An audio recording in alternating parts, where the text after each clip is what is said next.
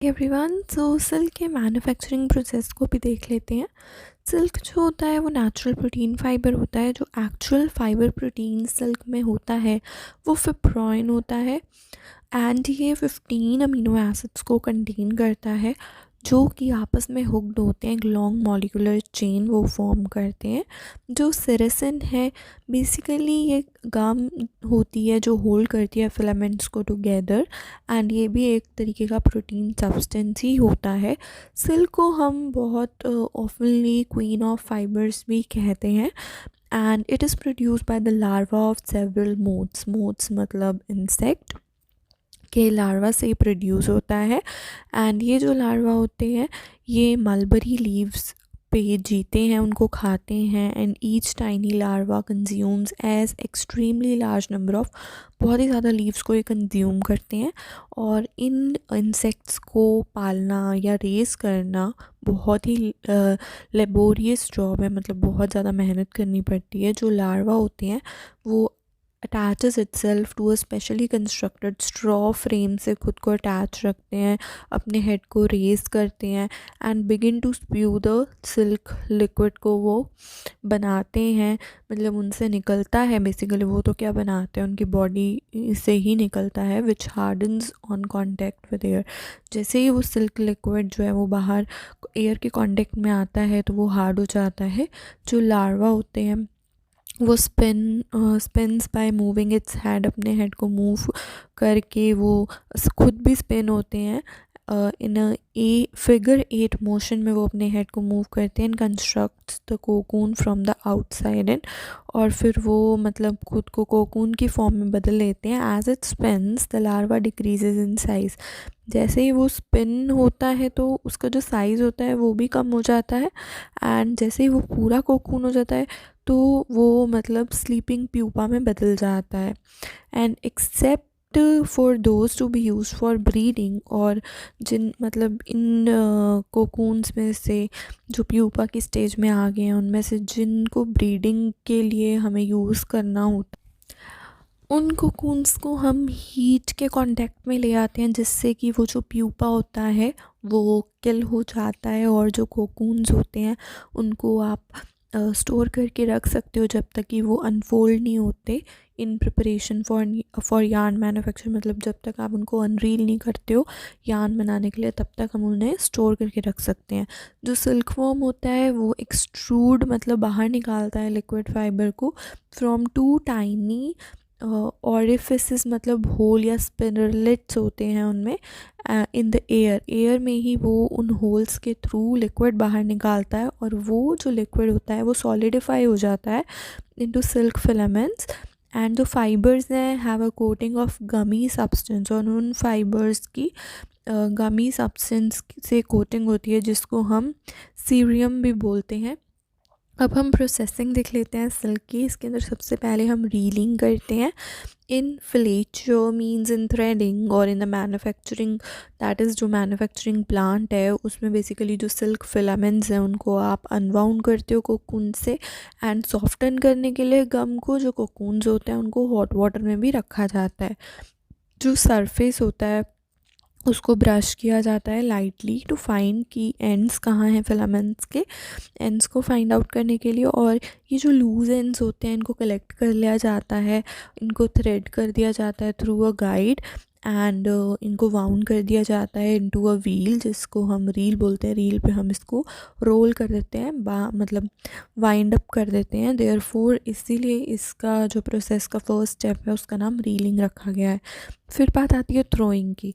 Since fibres को हमने combine कर लिया, पुल कर लिया ऑनटू द रील के ऊपर भी चढ़ा लिया, ट्विस्ट फिर इंसर्ट किए जाते हैं to hold the filaments together ताकि फिलामेंट्स आपस में होल्ड होके रह सकें। इस प्रोसेस को हम थ्रोइंग कहते हैं।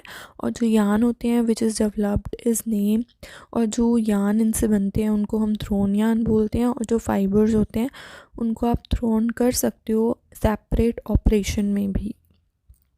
अब मैं स्पिनिंग की बात करूँ तो short ends of silk fibres from the outer and inner edges of the cocoons.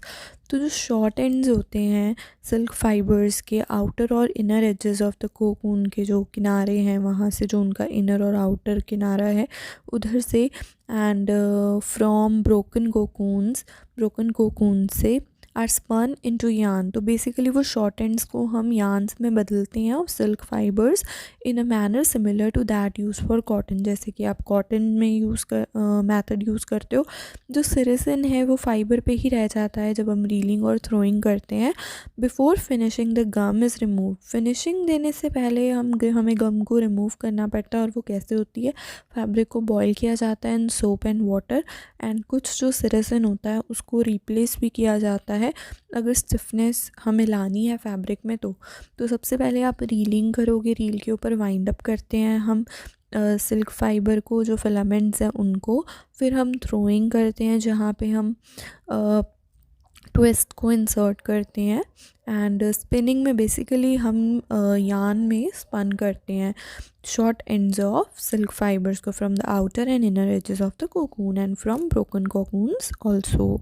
तो now finally the fabric is constructed. तो लास्ट में फैब्रिक हमारा कंस्ट्रक्ट हो जाता है। ये 3 प्रोसेस थे हमारे सिल्क के मैन्युफैक्चरिंग के।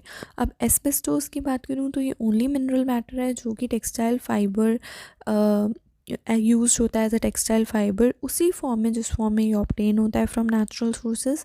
जो सब्सटेंस होता है यहाँ पे वो फाइब्रस वेन होती है स्लोपिंग या एम्फीबोल रॉक की, एंड एस्बेस्टोस कम्प्लीटली फायर को रेजिस्ट करता है। और जो क्रिसोटाइल जो है वो भी एस्बेस्टोस है, जो मोस्ट ऑफन फाउंड होता है टेक्सटाइल में because of several properties making it specially adaptable to fabrics. क्योंकि इसके अंदर ऐसी स्पेशल प्रॉपर्टीज़ होती हैं जिससे कि ये स्पेशली अडेप्टेबल टू फैब्रिक्स, मतलब इनसे हम फैब्रिक बना सकते हैं। और जो एस्बेस्टोस फाइबर्स हैं उनको आप ब्लेंड कर सकते हो 5 to 20% कॉटन या रेयन में यार्न्स या फैब्रिक्स बनाने के लिए। जो सेम टेक्निक है यार्न प्रोसेसिंग की वो भी हम एम्प्लॉय करते हैं with other fibers। एंड जो न्यू टेक्निक है फॉर प्रोड्यूसिंग एस्बेस्टोस यार्न्स, उसमें हम एक स्पेशल केमिकल एजेंट जो है उसको यूज़ करते हैं, जो ये पॉसिबल मतलब दैट मेक्स इट पॉसिबल कि हम डिस्पर्स कर सकते हैं एस्बेस्टोस को वाटर सॉल्यूशन में डिज़ोल्व कर सकते हैं। जो रिजल्टिंग लिक्विड सस्पेंशन होता है उसको आप कोएगुलेंट में निकाल लेते हो।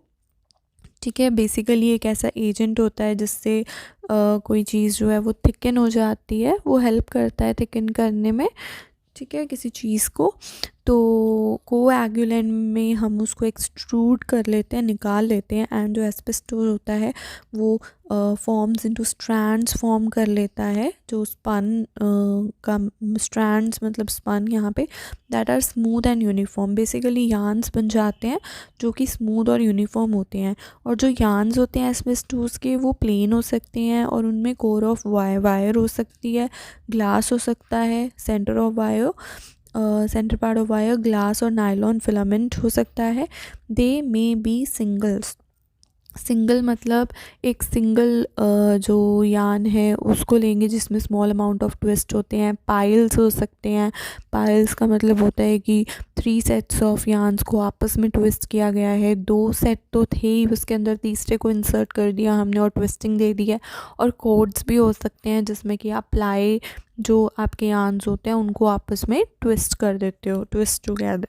तो बेसिकली ये एस्बेस्टोस है, ये भी एक मिनरल मैटर है। ये मिनरल मैटर है जो बेसिकली एक फ़ाइबर की फॉर्म में हम यूज़ कर लेते हैं। और जो क्रिसोटाइल है वो भी एस्बेस्टोस है, क्योंकि उसमें ऐसी मतलब वो ऐसा एस्बेस्टोस है जो हम यूज़ करते हैं फैब्रिक बनाने के लिए या यार्न बनाने के लिए, क्योंकि उसमें ऐसे प्रॉपर्टीज़ अवेलेबल हैं, तो वो फाइबर की फॉर्म में आप यूज़ कर सकते हो। तो एस्बेस्टोस जो है वो हमने यहाँ पे देखा ऐसा मिनरल मैटर, ठीक है, is a only mineral matter, अकेला मिनरल मैटर है। उससे पहले हमने देख लिया कि जो सिल्क है उसमें हम रीलिंग करते हैं, थ्रोइंग करते हैं और स्पिनिंग करते हैं। अब हमारे पास में सेलुलोजिक फाइबर्स आएंगे, तो वो हम जो मैनमेड फाइबर्स हैं वो स्टार्ट करेंगे नेक्स्ट वीडियो में। सो वीडियो अच्छा लगे वीडियो को लाइक कीजिएगा, चैनल को सब्सक्राइब कीजिएगा, बेल नोटिफिकेशन दबाना ना